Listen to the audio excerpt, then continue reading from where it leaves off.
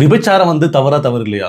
ஒரு வீட்ல வந்து ஒரு பெண்ண வச்சுட்டு வந்து விபச்சாரம் பண்றது வந்து தவறா தவறு இல்லையா? நீங்களே சொல்லுங்க. வரதட்சணை தவறா தவறு இல்லையா? வரதட்சணை வந்து பணமா நகைய வாங்கிட்டு வீட்ட விட்டு மருமகள வெளிய வந்து துரத்துறாங்க. அது வந்து தவறா தவறு இல்லையா? நீங்களே சொல்லுங்க. நம்பிக்கை துரோகம். நம்ப வச்சு கழுத்த அறுக்கிறது வந்து தவறா தவறு இல்லையா? நீங்களே சொல்லுங்க. மனைவி இறந்து 6 மாசத்துக்குள்ள வந்து முதியவர் ஆனதுக்கு அப்புறம் கூட வந்து ஒரு புதிய மேரேஜுக்காக வந்து பிளானிங் பண்றது வந்து தவறா தவறு இல்லையா? அதுக்கு வந்து அவங்களுடைய பெண்கள் வந்து துணை போறது வந்து தவறா தவறு இல்லையா? இதுக்கு வந்து நீங்களே பதில் சொல்லுங்க. இப்ப நான் சொன்னதுல ஃபுல்லா வந்து நிறைய நடந்த உண்மைகள் இருக்குது.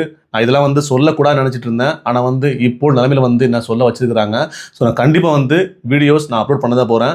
ஸோ ரொம்ப ரொம்ப டிப்ரஷன்ல வந்து நானும் என் மனைவி இருக்கிறோம். நேத்து வந்து நடந்த சம்பவங்கள் என்ன?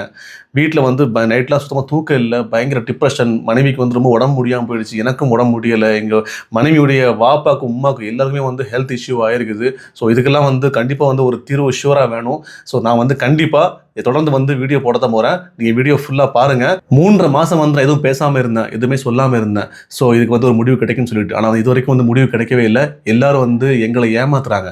நம்ப வச்சு ஏமாத்துறாங்க.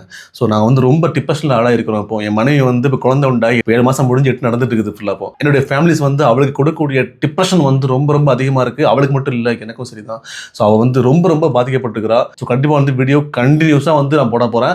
உண்மைகள் என்ன, நடந்தது என்ன, எல்லாத்தையும் வந்து வித் ப்ரூஃபோட வந்து நான் வந்து போட போறேன். என் மனைவியோட வாப்பாக்கு வந்து ஹார்ட் அட்டாக் இருக்குது. ஆல்ரெடி வந்து அவங்க ஹார்ட் பேஷண்ட்.